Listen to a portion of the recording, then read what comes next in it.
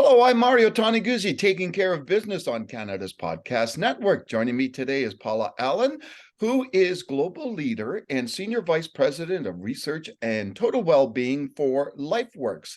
Thanks, Paula, for joining us again. Oh, always a pleasure, Mario.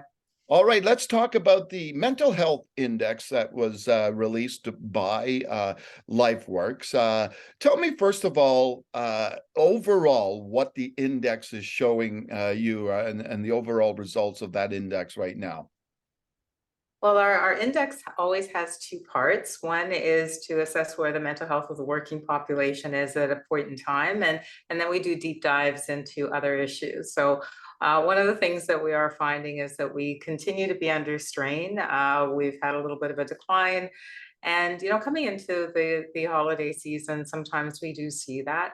But the bigger picture story on that point is that we are still pretty far away from where we were in a negative way, unfortunately, from 2019 and before. So our mental health has been more compromised. The other thing is that we are really seeing very clearly how important the actions of the workplace can be. Mhm. So, what employees value and the impact of their own manager, their own leader on mental health, productivity, motivation to do their best is quite stark. Now, I saw that one of the things that employees want the most these days is health and benefits. Yeah. Is that surprising, or is that uh, you know uh, pretty much standard now that especially in this day and age with everything that's going on and the costs of everything, that health and benefits become a critical part of an employee's package, right?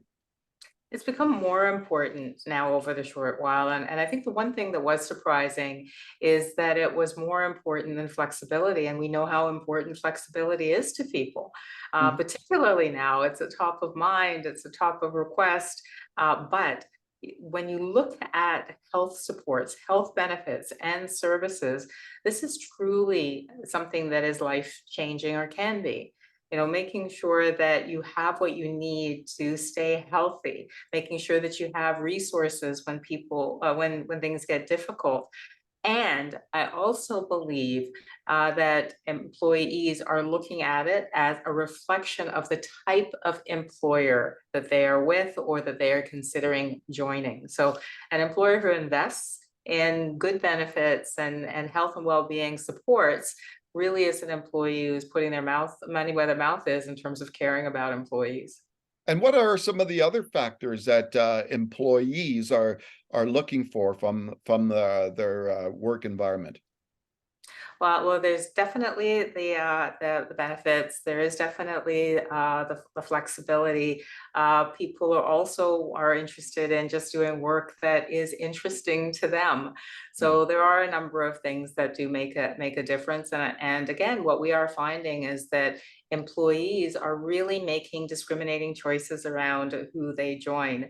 We had a particular time a number of months ago where there was a lot of movement between employers, and a lot of it had been driven by a little bit extra salary here, a little bit extra salary there. And now employees are really thinking about the quality of the environment that they're walking into. So some decisions that led to regret have really made people aware of how important that is. Okay, and what about you? You did mention managers. Tell me a little bit about that and the importance and the role that they play in the sort of the whole mental well-being aspect of the people that they have under them, for lack of a better word.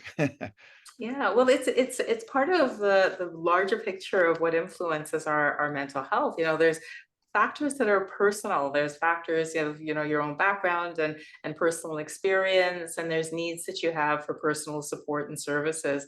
But your environment is really important as well. And when you're working, your manager has a tremendous impact on your environment. So managers that were caring and humanistic, managers that also were inspiring, made a difference to people. Managers who could move forward and make decisions clearly, so there wasn't, any undue ambiguity. That ability to be an autonomous. So we found a number of factors that are in our report that made a difference, and employees who worked for managers who were strong on each of those factors, their mental well-being was better. Their desire and to do the best that they can in terms of work was also higher. Now, I just wanted to return back to the index itself and why it's still kind of elevated. Um, Obviously, we've gone through the pandemic and a lot of issues there, but we're kind of moving away from that. But I'm just wondering, like, why is mental health still such a big issue in Canada these days? Well, it's a big issue. It was always a big issue. Not everybody knew Yeah. that, though. Yeah. Not everybody acted that way. We actually planned and started developing the index in 2017, well before any of us had any contemplation that we would be going through a global pandemic shortly after. So we know how important it is, and we at LifeWorks have a really clear view on how mental health impacts everything. Your quality of life, your participation in the economy, your work productivity, your relationships. And we all would have heard the term, you can't improve something that you don't measure. So it is important for us to be aware of mental health as a driving force in business as well as individually, and to be practical about how we protect and promote it. Okay. Anything else, Paula, that struck you in this latest report? The only other thing that was very interesting is that there was a clear indication of how valuable it is and how important it is for people to feel like they are doing the best that they can at work. Mm. So when employees were attempting to exceed expectations, when they were really seeking that fulfillment, their mental health was better. And I think that's important for us because there's so many things that impact our well-being, and a sense of accomplishment is one of them. So again, when you have that environment that really, helps people feel that they can exceed and really fosters that, that wraps around the world twice in terms of the benefits it provides.